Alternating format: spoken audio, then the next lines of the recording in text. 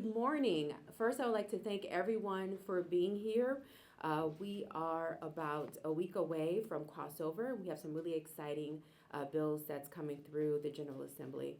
I can tell you that I'm honored to stand alongside so many advocates and storytellers this morning as we talk about the two contraception bills I am carrying this legislative session.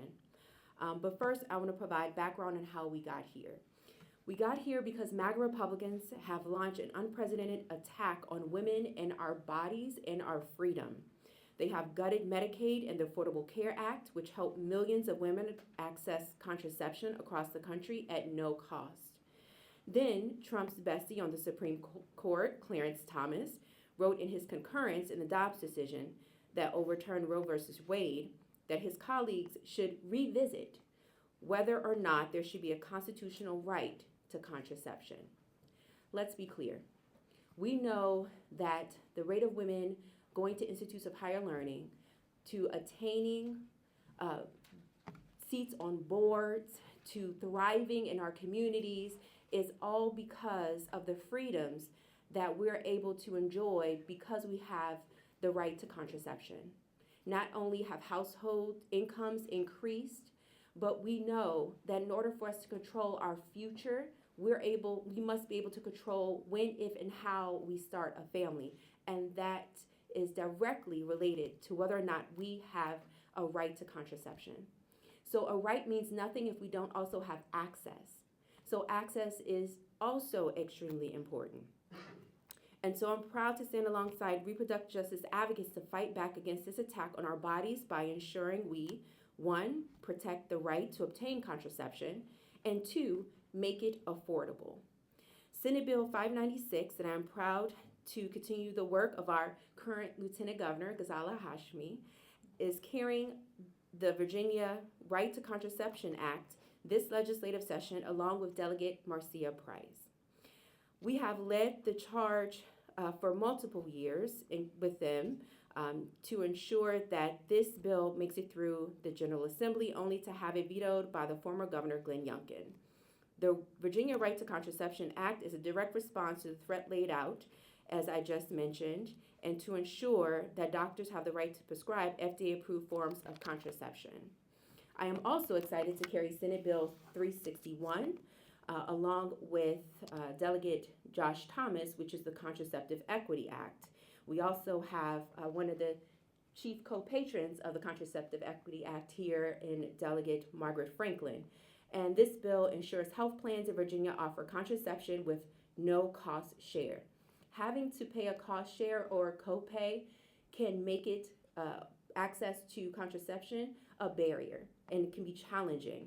And so we want to remove that because we know so many people right now are struggling with affordability, affording childcare and groceries and paying the bills and putting gas in the car. So whatever we can do to remove these unnecessary costs and expand accessibility, then that's what we're going to do.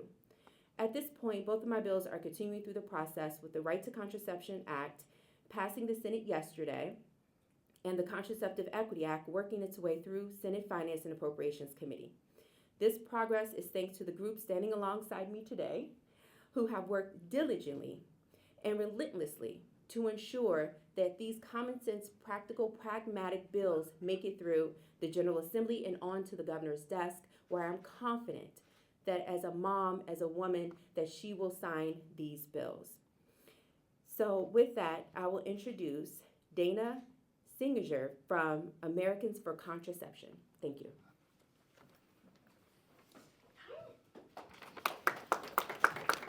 Good morning, and thank you so much, Senator Carroll Foy, for your leadership on the Right to Contraception Act and fighting to make sure that Virginians' rights are protected. We're grateful. My name is Dana Singizer, and I'm here today on behalf of Americans for Contraception. We are a national organization focused on protecting the right to contraception and ensuring that people, not politicians, can make personal health care decisions. I'm here in strong support of the Right to Contraception Act and to speak about why protecting this right matters for Virginians, especially now. Now, for a long time, most people assumed the right to contraception was settled. It felt foundational to our lives. It felt legally secure, and quite frankly, it felt like a no-brainer. But after the Supreme Court's Dobbs decision, as Senator Carroll Foy discussed, these assumptions no longer hold. After Dobbs, we have seen how quickly long-standing rights can be questioned, narrowed, and taken away, and it can happen very fast. This uncertainty doesn't stay neatly confined to one issue or one courtroom or one state. It creates real concern for people who rely on contraception as part of their everyday lives and for the providers who deliver that care. That's why the Right to Contraception Act matters. It guarantees the right to obtain and to use contraception under Virginia law, and it protects healthcare providers' ability to prescribe contraception without political or legal interference. This right will exist in Virginia no matter what the Supreme Court does. That clarity matters in real life. Contraception plays a role in family planning, but it is also routine medical care for people managing serious health conditions like endometriosis, PCOS, hormonal disorders, menopause, and other chronic health conditions. When the law becomes unclear, patients face confusion and fear, and providers face risk simply for delivering basic care. This bill will protect basic freedoms that nearly everyone depends on. Nearly all women use contraception at some point in their lives, and public support for protecting the right to contraception remains broad and bipartisan. Polling consistently shows that large majorities of Democrats, independents, and Republicans agree on this point. People should be able to make decisions about contraception without government interference. That kind of consensus is rare, and it is worth protecting. When federal protections weaken, states have a responsibility to step in. Virginians deserve a certainty about basic health care, not confusion driven by shifting court decisions or political agendas. State law can provide that clarity and stability that people deserve to manage their lives and their health. Contraception is basic health care. Virginians, not politicians, should decide when or if to have a family.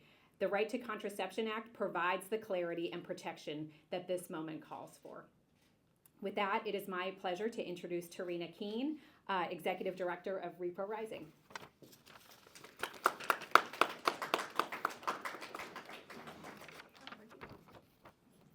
Good morning, everyone. My name is Tarina Keene. I'm the Executive Director of Repro Rising Virginia. We are a state-based reproductive rights and advocacy organization.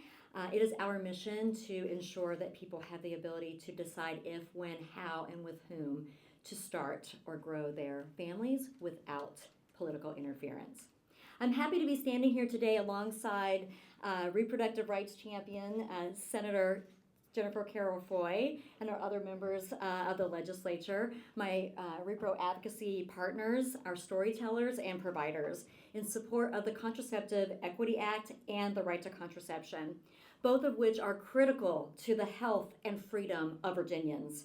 In 2025, hundreds of thousands of Virginians, primarily rural, young, lower income, and people of color, will still struggle to consistently access contraceptive care due to affordability and logistical barriers, like access to healthcare providers and transportation and childcare. Furthermore, with President Trump letting the ACA subsidies expire and health insurance more expensive than ever, we must ensure equitable and affordable access to care however possible. The Contraceptive Equity Act is a common sense bill that enshrines the Affordable Care Act's no copay contraceptive health insurance coverage into Virginia code. But it takes it a bit further and requires coverage of every unique contraceptive or therapeutic equivalent to truly create equity. It would also close the ACA's loophole for over-the-counter birth control and help 650,000 Virginia women access contraception when and where they need it. In Virginia, there are nearly 370,000 women and girls between the ages of 13 and 44 who live in contraceptive deserts, and nearly 25,000 who live in need in counties without access to a single healthcare center that provides the full range of birth control methods. These obstacles lead people to spending more of their limited time and income on transportation and childcare, trying to access if they can at all. Every additional barrier to access can lead to an unintended pregnancy or leave medical conditions like endometriosis and ovarian cysts unaddressed. The current policies and laws are clearly not enough, and that is why the Contraceptive Equity Act is necessary to protect and expand access to birth control.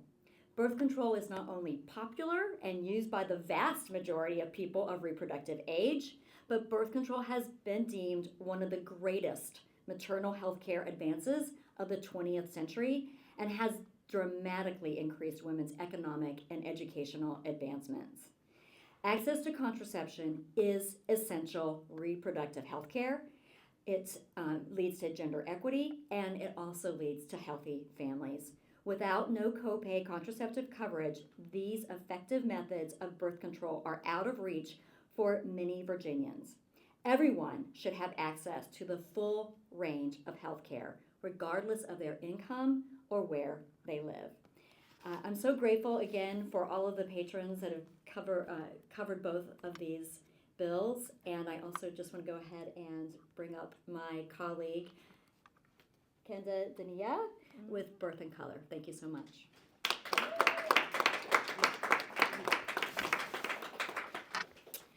Good morning. I am Kenda Sutnell. I'm the Executive Director of Birth and Color.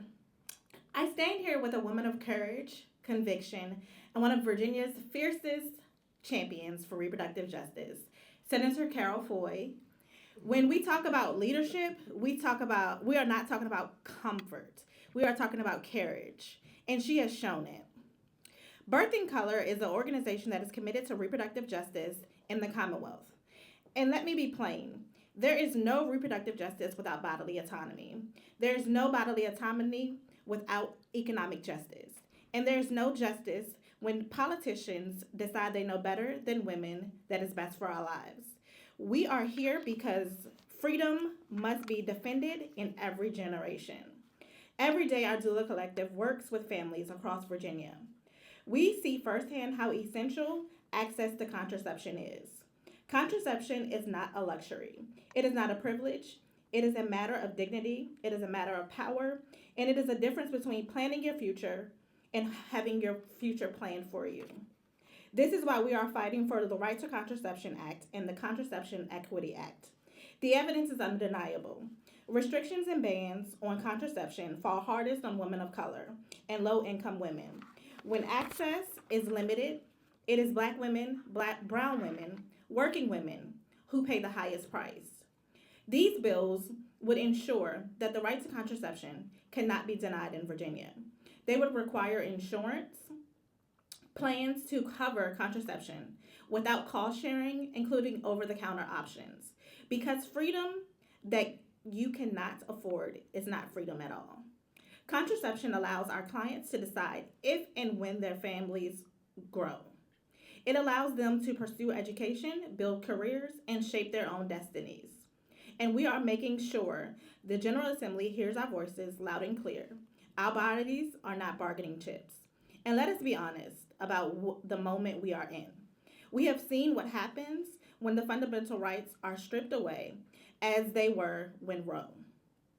We know the federal protections can disappear with the stroke of a pen or the swing of a gavel. But Virginia has the opportunity to lead to say that the Commonwealth reproductive freedom is not up for negotiation. By passing Joint Resolution 1 and enabling legislation, Virginians have the opportunity this November to enshrine reproductive freedom in our state constitution. That means these rights cannot be easily dismantled by political winds or draconian laws spreading across the state lines. And we know who is harmed most, Black women and brown women, and who already carry the weight of inequity. Birth and Color, alongside our partners across the state, will organize, mobilize, and educate until the ballot initiative passes. We will ensure that Virginia's Constitution becomes a shield protecting our communities from extremism and protecting our right to make our decisions about our own bodies. I have always believed that if they don't give you a seat at the table, you bring your folding chair. Today, we are not asking for permission. We are claiming our power. Thank you so much, Senator Carroll Foy, for your fearless leadership, and we will not rest and we will not bend. We will not be silenced until the measures cross the finish line, because justice is not given, it is demanded. And I would like to introduce Janica Fernandez.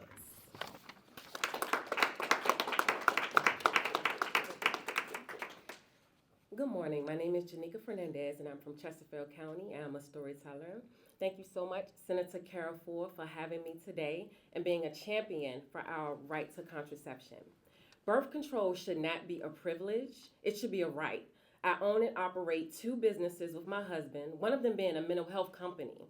And we have 2 beautiful children. And without the right to contraceptives, my life will look totally different if I were not able to control the number of children that I wanted to have.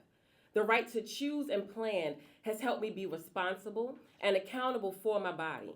I have suffered with fibroids, which is a problem for some 80% of women, and contraceptives help with those symptoms that could be debilitating at times.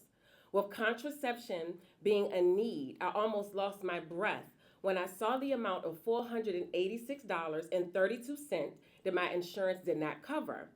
For my last prescription. We paid it and moved on. However, I thought about all the women who would not be able to purchase this medication and the effects that it would have on our bodies. The goal is to manage symptoms and to avoid pregnancy at mature age. Contraception is as important as blood pressure medication, diabetes medication, or psychiatric medication. The women that I get the opportunity to serve daily already live in unthinkable and unimaginable situations. They're devastated to know that they will not have the right to have access to birth control. Not having affordable access to birth control is devastating. Women who are struggling with substance use disorders, they come from all socioeconomic backgrounds, and these women are fighting every day for sobriety and need contraceptives not to get pregnant. I work with women who unfortunately participate in sex work because they have no other way to make income after they have been incarcerated and they are released with nowhere to go. They need contraception. Women who have children and they're struggling to take care of them. I have one who is currently having a hard time taking care of the 5 children that she has. And then she became pregnant with twins because she could not afford the access to the contraception that she needed. This mom, unfortunately, is now struggling, pretty much living in a shack in the woods behind someone's home because they were kind enough to let her live there. And this shack has no running water. This is a true story, all because she did not have access to contraception. And let us not forget the effects that this would have on college students pursuing higher education. How many young girls would be terrified to find out they're pregnant? We have a daughter that is currently in college studying biomedical science. Her right to birth control helps secure her future. There are horror stories of young girls who found out they were pregnant in college.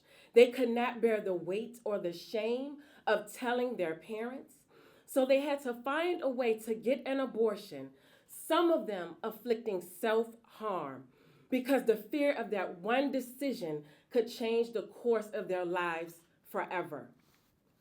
I understand personally what it is like. I've had a very humble start, not far from here in Churchill, where I had some very traumatic moments in my upbringing. I became pregnant as a young woman and had to have an abortion.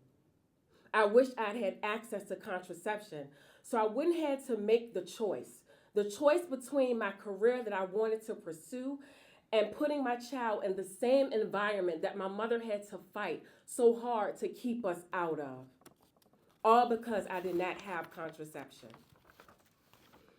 It's gut-wrenching And it's a gut-wrenching feeling every time I have to tell this story. And there are so many stories, untold stories of women who have these situations.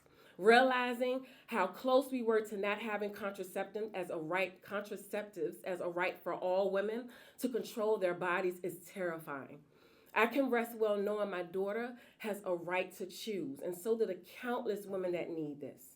And the right to contraceptive and the Contraceptive Equity Act will be passed in law this year and signed by our new governor. Thank you.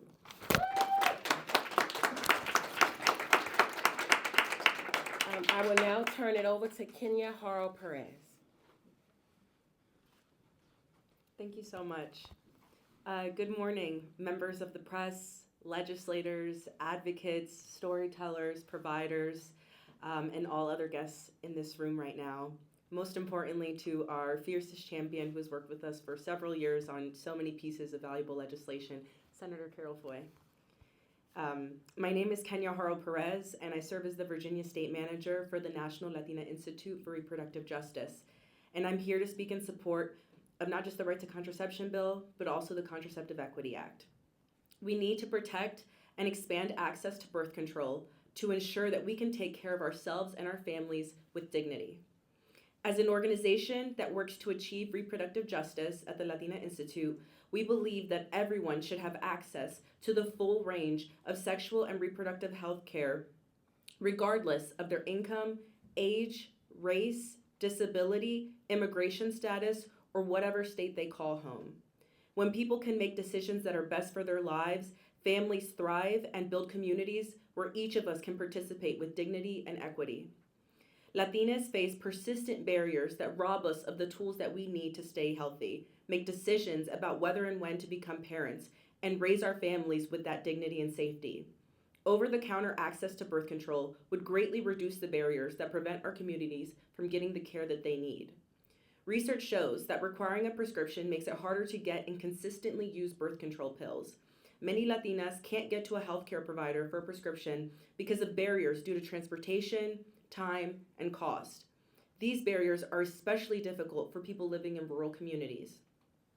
Healthcare providers' lack of interpretation and translation services make it harder for Latinas to get the birth control that they need. In a recent study, only 38% of Latinas reported receiving excellent person-centered contraceptive care compared to 49% of their white counterparts. Additionally, the availability of birth control over the counter would remove travel and documentation barriers for people who have to pass through ICE checkpoints along every major route. And in this climate, that is a very real concern. We must ensure that Latinas, people of color, immigrants, and people with low incomes have access to birth control over the counter, and that we are not criminalized for taking care of ourselves and reclaiming control of our decisions about our reproductive health. To emphasize, in this climate, it is imperative that we make contraceptive access equitable so that anyone from any background and of any immigration status is able to access safe reproductive health care access without the fear of being targeted or criminalized. Thank you so much. I will now introduce Jamie Lockhart, Planned Parenthood Advocates of Virginia.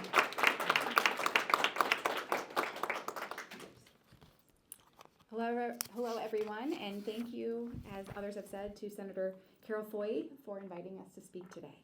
My name is Jamie Lockhart, and I am proud to serve as the Executive Director of Planned Parenthood Advocates of Virginia. Like many of you, I felt that blow to the chest when the Supreme Court overturned Roe v. Wade. Reproductive rights advocates have known for years that anti-abortion extremists would stop at nothing to control our lives and bodies. And we know that overturning Roe is not their end goal. Justice Clarence Thomas said the silent part out loud when he called for the highest court of our country to look into overturning even more fundamental rights we currently have: the right to contraception and the right to marry the one we love. Just like with Roe, we cannot sit around until it is too late. And if the Supreme Court refuses to stand up for our rights, then it is on states to be the final backstop to protecting our rights and freedoms. That is why this year, our diverse coalition of reproductive justice advocates is calling on Virginia legislators to pass our package of proposals aimed at protecting reproductive rights here in Virginia. They include passing the Right to Contraception Act, championed by Senator Carroll Foy and Delegate Sia Price. The Contraceptive Equity Act, also championed by Senator Carroll Foy alongside Delegate Josh Thomas. And finally, enshrining reproductive freedom in our Commonwealth's Constitution, championed by Senator Jennifer Boysko and House Majority Leader Charnel Herring. At a time when our federal government is failing to act, Virginia cannot afford to wait on any of these priorities. Our Constitution, our state code, and our health insurance policies should protect our fundamental rights and freedoms. That is why we are thankful for our legislative champions and all the legislators who have chosen to side with everyday Virginians, not extremists, this legislative session. These proposals are simple. The Right to Contraception Act would enshrine the fundamental right to contraception into our state code. The Contraception Equity Act would make life more affordable for Virginians by ensuring health insurance companies will cover contraceptives without cost sharing, including over-the-counter contraception. And the Reproductive Freedom Amendment would enshrine the right to reproductive health care in the Virginia Constitution. This includes protecting access to prenatal care, childbirth, postpartum care, birth control, abortion, miscarriage management, and fertility care. We are grateful that the amendment has already passed this session, and Virginians will have the final say when they vote on the amendment later this fall. As we approach the crossover deadline, we are fired up and ready to get these contraception bills passed into Governor Spanberger's desk. Thank you, and now I would like to introduce Kirsten, who is a first-year med student.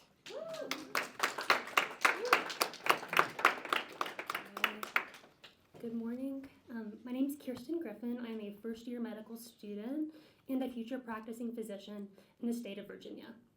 So I'm here to speak about the Right to Contraception Act and why it is important for medical students like me. My medical education must be based on research and evidence-based guidelines, and the practice of medicine should be the same. In this time of government interference and misinformation, my future training and practice is at risk of being more so driven by politics than by evidence. Signing the Right to Contraception Act into law is more important than ever. This legislation on paper protects access to contraception, but in reality it accomplishes far more. It validates that contraceptive care is a vital part of the spectrum of healthcare, and it protects this personal decision between a patient and their doctor. I may have recently started medical school, but what I've learned so far is that there is no one-size-fits-all approach to health. I don't think you need a formal medical training to know this. We are each the unique product of our genetics, our upbringing, our current circumstances, and when it comes to healthcare, Virginians deserve choices, and this legislation aims to protect that. Protecting contraception should not be controversial, but given how many times this legislation has been vetoed, it obviously is. I want to sincerely thank the people who fought to make this possible. As a future physician, thank you for protecting access to healthcare and protecting the integrity of medicine from government interference. As an IUD owner who was afraid to throw away her birth control pills because they might one day not be available anymore, thank you for standing for reproductive rights. We know some have tried to tie contraception to judgment and to control. But today, we call contraception what it is, empowerment. Thank you. And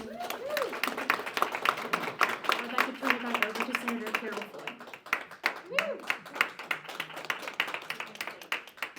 Thank you, and I'll take questions from press. So I want to thank all of you for being here today, and I want to see if anyone has any questions. Yes. Senator, when your right to contraception bill passed the Senate floor yesterday, you picked up some Republican votes. They didn't stand up on the floor and say anything, but I'm wondering what you're hearing from them. What I'm hearing from some Republicans who want to work in a bipartisan fashion, they understand that this is a winning issue.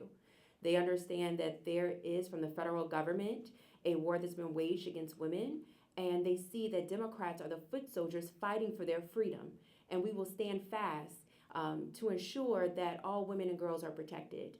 And we welcome to the fold any Republicans who want to join us. They voted that way because I know that they know that it's the right issue. And when people in their districts, because we're pretty much all up next year, find out that there are some Republicans who do not believe that women should have a right to have access to contraception or that it shouldn't be made affordable, then that's a problem. And so I believe that many of those Republicans did it because it's the right thing, and other ones, for whatever reason, did not.